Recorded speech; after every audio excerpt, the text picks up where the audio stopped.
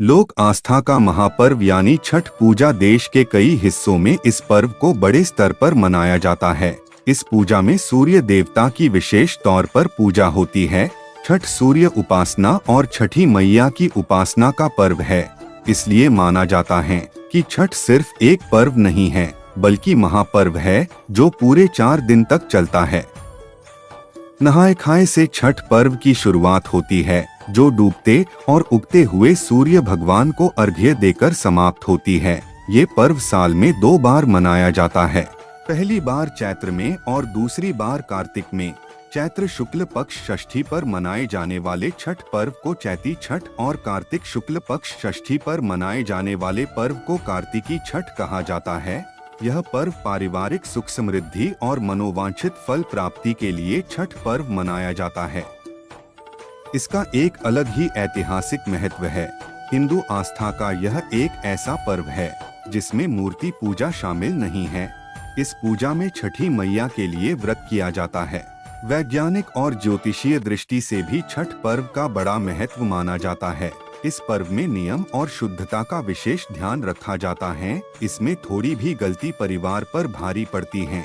यह व्रत कठिन व्रतों में से एक है। हिंदू धर्म में सूर्य को सभी ऊर्जाओं का स्रोत माना जाता है और इसकी पूजा करने से जीवन में ऐश्वर्य और खुशहाली आती है। यह व्रत पुरुषों और महिलाओं द्वारा अपने बच्चों की लंबी उम्र और सुख समृद्धि के लिए रखा जाता है। हिंदू धर्म में सूर्य की पूजा करना लाभकारी माना गया है। रोजाना प्रातः काल सूर्य को जल देने से शरीर के सभी रोग दूर होते हैं और जीवन में सारे दुख धीरे धीरे कम होने लगते हैं। छठ पर्व पर सूर्य की पूजा करने से व्यक्ति को अधिक लाभ मिलता है। इस पर्व के दौरान नियमित तौर से सूर्य को जल देने से घर के सभी दोष दूर होते हैं और जीवन में सफलता प्राप्त होती है। इससे समाज में आपका मान सम्मान और गौरव भी बढ़ता है। हिंदू ग्रंथों और पौराणिक कथाओं के अनुसार छठी माता भगवान विष्णु की मानस पुत्री हैं। मान्यता यह भी है कि छठी माता सूर्य भगवान की बहन हैं। उन्हें दुर्गा का रूप, देवी कात्यायनी का अवतार माना जाता है। ब्रह्मांड के निर्माण के वक्त ब्रह्मा जी ने खुद को 2 हिस्सों में बांट लिया था, जिसमें एक हिस्सा पुरुष बना और दूसरे ने स्त्री का रूप धारण किया, जो बाद में प्रकृति माँ बन गई। ऐसा माना जाता है कि प्रकृति माँ ने अपने आप को 6 भागों में बांटा, जिसमें से अंतिम रूप छठी कहा गया। नहाय खाए से हो जाती है छठ पूजा की शुरुआत। छठ पूजा में पहले दिन को नहाय खाए के नाम से जाना जाता है। इस दिन व्रत करने वाली महिलाएं और पुरुष एक समय का भोजन करके अपने मन को पहले शुद्ध करते हैं। इस दिन से घर में शुद्धता का बहुत ही ध्यान रखा जाता है और लहसुन प्याज बनाने की मनाही हो जाती है। नहाय खाए वाले दिन व्रती महिलाएं के लिए लौकी की सब्जी का बहुत ही विशेष महत्व होता है। इसके साथ ही चने की दाल, चावल और मूली खाया जाता है। दूसरे दिन रखते हैं पूरे दिन का उपवास। छठ पूजा में दूसरे दिन को खरना के नाम से जाना जाता है। इस दिन व्रती पूरे दिन का उपवास रखती हैं। खरना का मतलब होता है शुद्धिकरण। खरना के दिन शाम होने पर गुड़ की खीर का प्रसाद बनाकर व्रती महिलाएं पूजा करने के बाद अपने दिन भर का उपवास खोलती हैं। फिर इस प्रसाद को सभी में बांट दिया जाता है। इस प्रसाद को ग्रहण करने के बाद व्रतियों का 36 घंटे का निर्जला व्रत शुरू हो जाता है।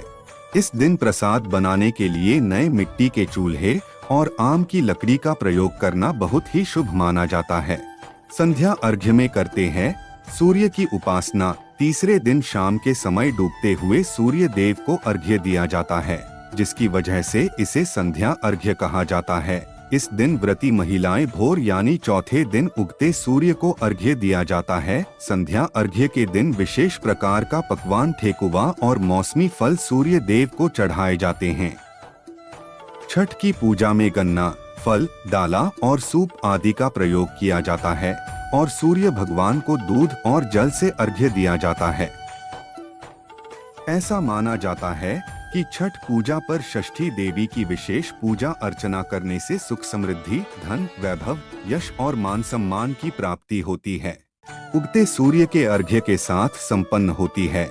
छठ पूजा चौथे दिन उगते हुए सूर्य को अंतिम अर्घ्य दिया जाता है। व्रत रखने वाली महिलाएं और पुरुष छठी मैया और सूर्य देव से अपने संतान और पूरे परिवार की सुख शांति और उन पर अपनी कृपा बनाए रखने की प्रार्थना करती हैं। इसके बाद व्रती घर के देवी देवता की पूजा करते हैं।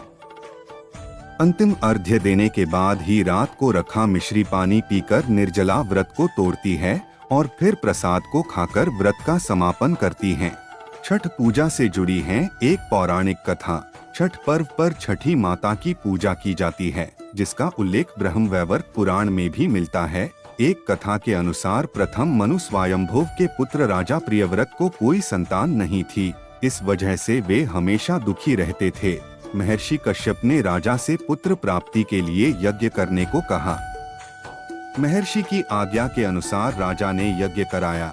इसके बाद महारानी मालिनी ने एक पुत्र को जन्म दिया, लेकिन दुर्भाग्य से वह शिशु मृत पैदा हुआ। इस बात से राजा और अन्य परिजन बेहद ही दुखी हो गए। तभी एक चमत्कार हुआ। आकाश से एक विमान उतरा जिसमें माता षष्ठी विराजमान थीं।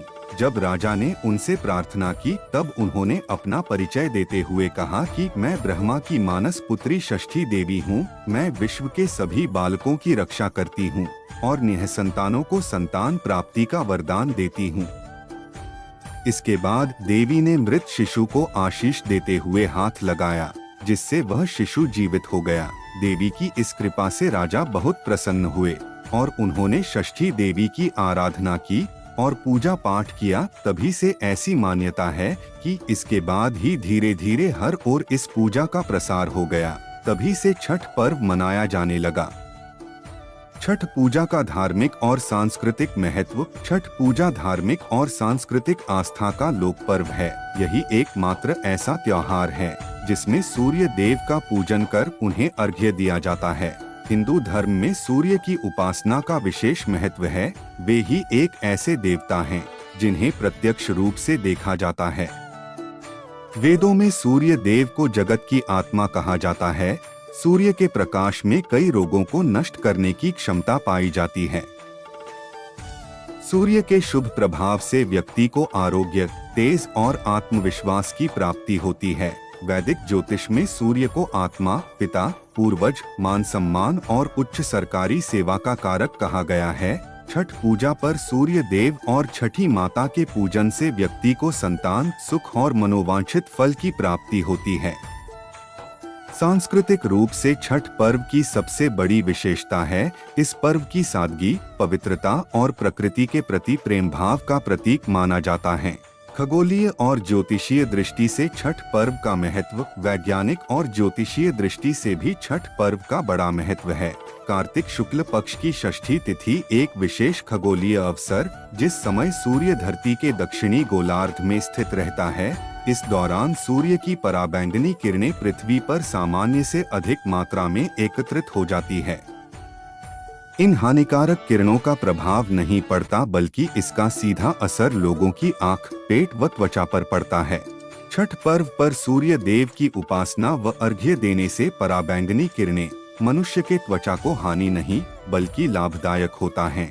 इस वजह से सूर्य पूजा का महत्व और भी बढ़ जाता है।